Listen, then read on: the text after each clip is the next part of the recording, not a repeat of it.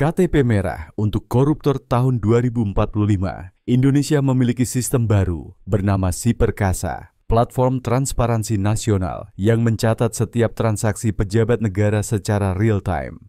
Namun yang paling menggemparkan adalah program KTP merah, identitas digital khusus untuk koruptor yang telah divonis.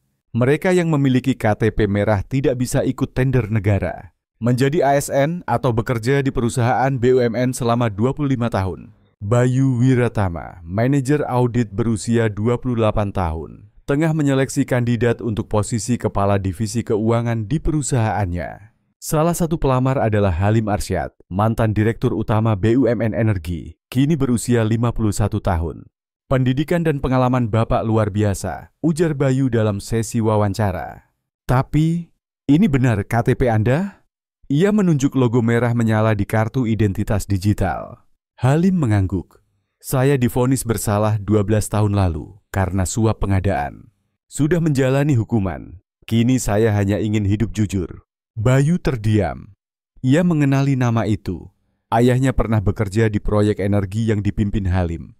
Ketika kasus korupsi terbongkar, ayah Bayu kehilangan pekerjaan, jatuh miskin, dan meninggal dalam kesulitan. Saya anak dari salah satu korban keputusan Bapak dulu, ucap Bayu dingin. Kami kehilangan segalanya. Halim tertunduk. Saya tak bisa menghapus masa lalu, tapi saya ingin menebusnya. Setelah pertimbangan panjang, Bayu memberinya posisi di proyek non-pemerintah. Gaji rendah tanpa akses strategis. Halim menerima dengan penuh syukur. Beberapa bulan berjalan, Halim menunjukkan kerja luar biasa. Ia membongkar laporan keuangan manipulatif yang luput dari tim audit. Perlahan, rasa benci Bayu berubah menjadi hormat. Namun, ketika Halim diajukan ikut dalam proyek pemerintah, sistem Siperkasa langsung menolak. Personel dengan status KTP merah dilarang terlibat dalam aktivitas terkait APBN. Bayu mencoba mengajukan banding. Gagal.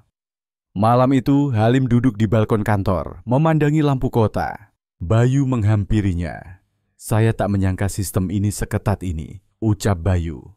Saya dulu hidup di masa di mana hukum bisa dibeli, jawab Halim. Kini hukum tak mengenal belas kasihan, tapi itu justru membuat negeri ini selamat. Bayu menatap pria itu lekat-lekat. Saya masih ingin memberi kesempatan kedua bagi orang seperti Bapak. Halim tersenyum tipis. Terima kasih, tapi biarkan saya hidup di garis ini, supaya yang muda tahu, korupsi tak pernah layak. 3 tahun kemudian, Halim meninggal karena stroke saat menjalankan proyek air bersih di pedalaman. Ia dimakamkan secara sederhana.